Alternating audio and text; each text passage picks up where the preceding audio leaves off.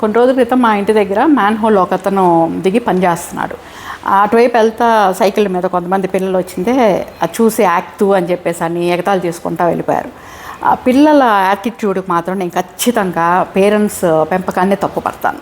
ఇదే incident 20 years back మా పిల్లలు చిన్నప్పుడు జరిగింది. నేను అప్పుడు వచ్చింది ఆ పిల్లలతో పాటు ఉన్న ఫ్రెండ్స్ని కూర్చోబెట్టి కొన్ని విషయాలు విడమర్చి చెప్పాను. పిల్లలు అంటే లేచామా, తిన్నామా, స్కూల్కి వెళ్ళి చదువుకున్నాం, మూవీస్, గేమ్స్, తర్వాత చిన్న ఫంక్షన్స్, ఫెస్టివల్స్, అంతే. దీనికి ఏంటి, ఎలా, ఇంత హ్యాపీ, ఇది ఎట్లా అంటే మా నాన్న సంపాదిస్తున్నారు కాబట్టి డబ్బులు వస్తున్నాయి కాబట్టి వీఆర్ హ్యాపీ. వాళ్ళ వివరణ అయితే అది కాదండి.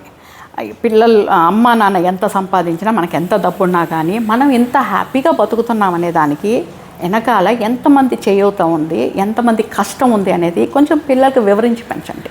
పిల్లలు పెరిగే కొద్దీ వాల్యూస్, ఎథిక్స్, కష్టానికి సంబంధించిన విలువల్ని బెడ్ టైమ్ స్టోరీస్ లాగా చెప్తూ పెంచండి.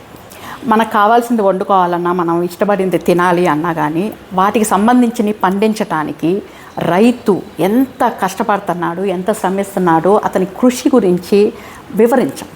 ఎక్కడికి కావాలంటే అక్కడికి, ఎప్పుడు కావాలంటే అప్పుడు భయం లేకుండా తిరుగుతున్నాం, హాయిగా గుండెల మీద చేతులు వేసుకొని నిద్రపోతున్నాం అని చెప్పంటే సరిహద్దుల్లో తల్లిదండ్రుల్ని, భార్య బిడ్డల్ని వదిలేసేసి పహారా కాస్తున్న జవాన్ గురించి, ఆయన త్యాగం గురించి, ఆ విలువని వివరించండి. ముఖ్యంగా ప్రతిరోజు మన పరిసరాలను శుభ్రం చేస్తూ ఎటువంటి అనారోగ్యం కూడా మన దరిదాపులకు రాకుండా చేస్తున్న మున్సిపాలిటీ వర్కర్స్ ఉన్నారు చూసారా, వాళ్ళ స్ట్రగుల్ గురించి మాత్రం ముఖ్యంగా చెప్పండి.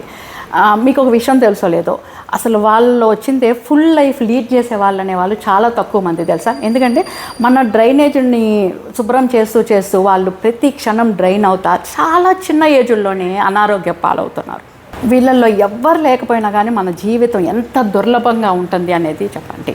ఎంతసేపు ఆకాశానికి ఎదిగిన వాళ్ళని చూపించి సక్సెస్ అని చెప్పడం కంటే కూడా ఆకాశానికి ఎదిగిన దానికి కారణమైన ప్రాణాలు నేల మీద నిలిచిపోతున్నాయి అనే వాళ్ళ గురించి కూడా చెప్పండి. చిన్నప్పటి నుంచి కూడా ఈ విషయాలన్నీ కూడా చెప్పుకుంటా వాళ్ళని పెంచారంటే they will become complete human beings. ఓం నమః శివాయ.